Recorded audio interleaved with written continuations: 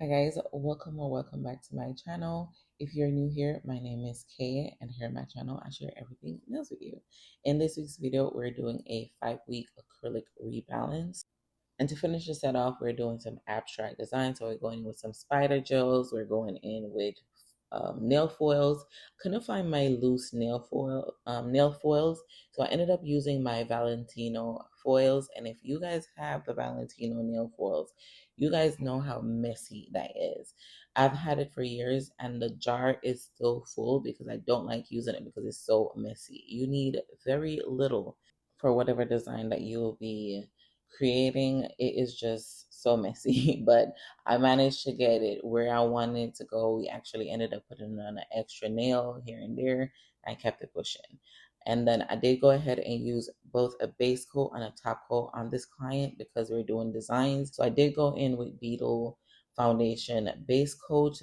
I've been using that to encapsulate it, all my chrome and my glitters, anything encapsulated related. I'm using the Beetle top coat for it because I don't want to mess up my other top coats. So I went in with foundation first, and then when I went in with the top coat over the nail. And yeah, so here I'm just going ahead to do the removal process. I will be going ahead and use the panel safety coarse safety bit to remove the encapsulated glitter on her ring finger. This one was a fine bit, so it wasn't getting the product off as much as fast as I wanted it to, and I didn't want to clog this bit. Since we're touching on bits, to unclog my bits after I'm done cleaning them, I'll take them out and I use a wire bristle brush to brush my bits once a week and put them in a little bit of acetone, take them out and wash them off and put them to dry. So if you ever have your favorite removal bit and it is still sharp and it's not ready to be replaced, using a wire bristle brush to clean it, it will definitely help take off any acrylic, gel polishes, glue, yeah, you name it. You could use it and it'll remove everything. So here I'm going ahead to gently push her cuticles back, and I'm going straight in with my medium cuticle barrel bit to exfoliate her new growth area. Then I'll be going in with my fine flame bit and my fine ball bit to exfoliate the skin that we just pushed back using the flame bit. I like to ensure there's no dead skin on the nail plate or surrounding the nail plate before going in with my application. I just like a clean prep. And then once that is done, we're going to go in to dehydrate the nail plate, apply Young Nail Protein Bond and gel bottle rubber base. If you are new here, I like to use a rubber base on my acrylic clients as well. It ensures longevity. My clients are all natural nails, so using the rubber base just ensures a little more security for me and them. And because I work with the natural nails, I don't always want to touch the nails. It just ensures the product is on there and I could still see the health of the natural nails underneath the product. This is why I also use a lot of clear products. I use clear builder gel, clear hard gel, and acrylic so I could see the natural nails underneath. So yeah, I'll go ahead and let you guys watch this portion, and I'll be back once we get to the application.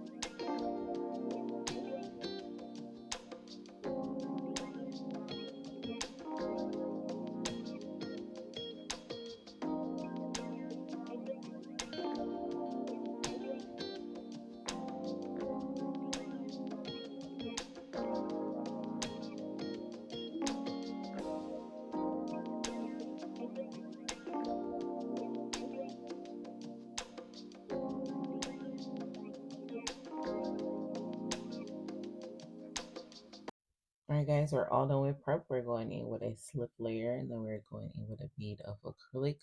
I like to apply my acrylic closest to the cuticle and then I use the tip of my brush to smooth the product out, thinning it out just a little.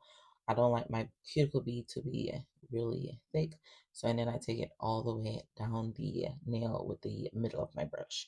Here I'm repeating the process again, applying the bead closest to the cuticle using the very free edge of my brush to seal it and thinning that cuticle area out.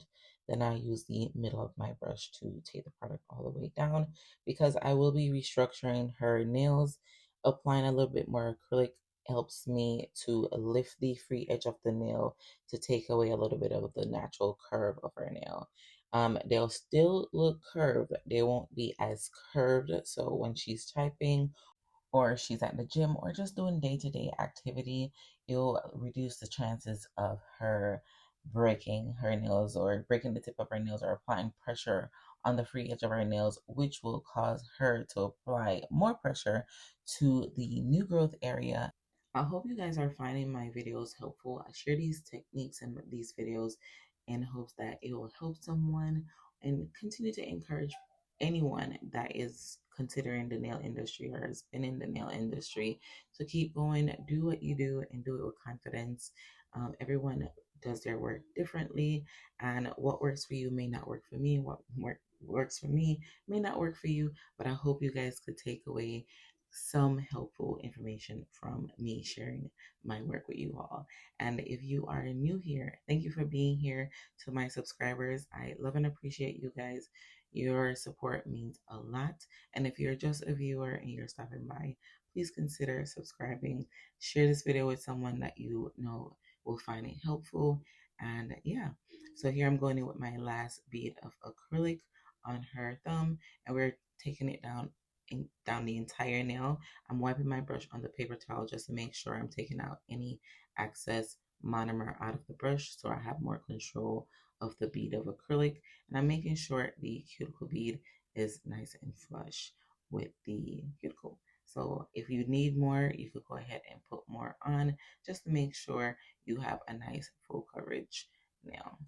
Now we're going straight in with our fine carbide bit to make sure everything is nice and smooth on the surface of the nail. And then we'll be going underneath straight across to take up that natural curvature from the nail. And this is just debulking from underneath versus on top. So first you want to start by filing the entire surface of the nail, starting at the free edge, then you go around to the sidewalls, making sure everything is nice and sealed as well as the cuticle back down. Then you want to brace the finger using your ring finger to file all the way underneath straight across, and then you want to flip the other side and make sure it's the same length as it is on the opposite side. Once you're done doing that, you're going to flip the client's nail and you're going to use your bit to file the very free edge of the nail just to take away that excess product that's under there. Once you do that, you could go in with your needle bit to take up the natural nails. I take up this client natural nails because she does not like the natural nails under there. If I leave it under there, she's gonna pick it away. She tends to sometimes pick around the skin of her nail as well. I just use my bits to exfoliate around her skin just to make sure she does not have anything to pick at. I always tell her cuticle oil. Cuticle oil is going to be your best friend. So I'm repeating the process, doing the same thing, making sure everything is nice and smooth, cuticle is nice and flush, and we're debulking from the one side to the next. So yeah, this is basically the process. And again, I want to start talking to you guys more. So leave your comments in the comment section. Let's chat. Since I've recently I'm seeing, more talked about hidden apex, and I love that for us. I love that we don't have to figure it all out on our own. And this is what it is. What I do is basically hide my client's apex by doing restructuring on their natural nails. So yeah, let me know if you guys have seen the trend or topics surrounding hidden apex all over social media, what your thoughts are, and if you have been doing it for a while or you're just now getting into it.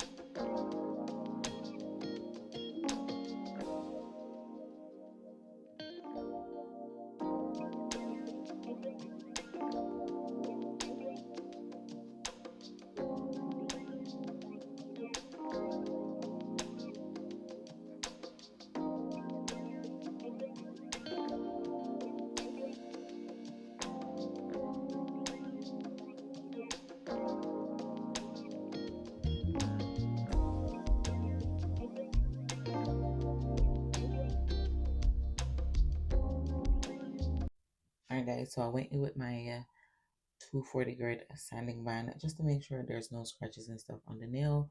She washed, and when she was back, I applied the first coat of Have Mercy 2448 by DC. Once that is done and we're cured, I like to go in with my cuticle pusher once more to push her cuticles back just to make sure the cuticle area is nice and clean and there's no polish stuck on the cuticle. That could sometimes take away from the appearance of your nails looking clean and nicely manicured. So yeah. And you know what, guys? I have not been utilizing my camera to full potential.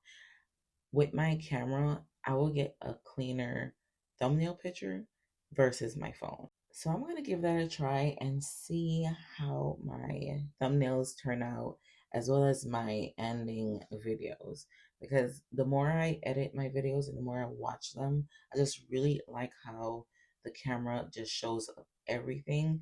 It really doesn't hide anything. It shows everything. So I see things that I could work on. And, so yeah, I hope you guys like this video. Again, share this video with someone that you know enjoys videos like this. This color that I'm using is from Madam Glam, and honestly, I can't recall right now.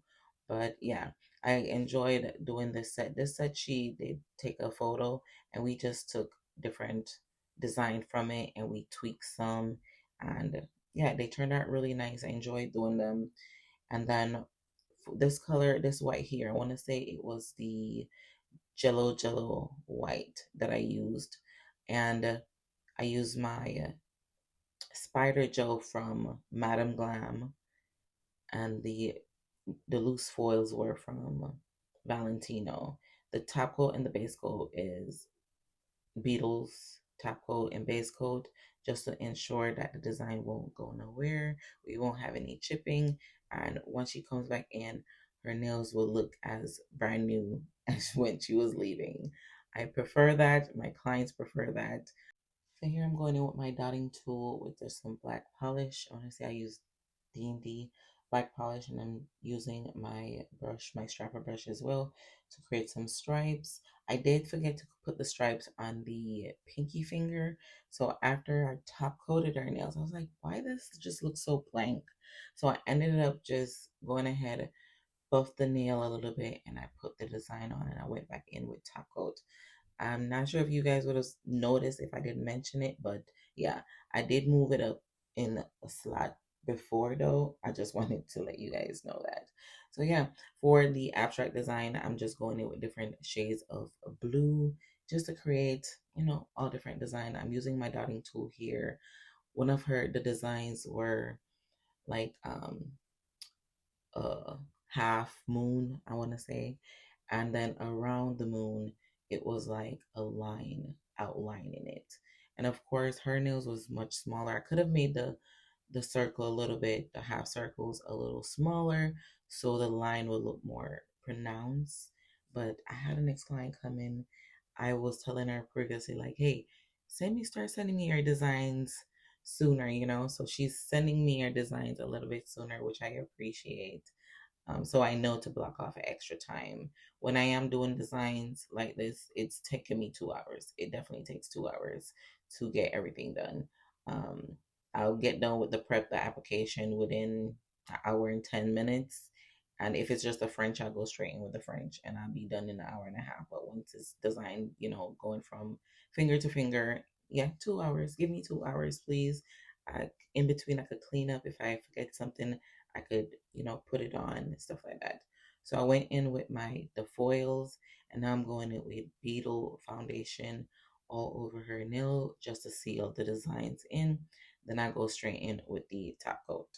Once that is done, she will go wash. Well, I like to spray their nails down with alcohol to cleanse their nail, make sure there is no gel on their skin or anything like that. I'll apply cuticle oil.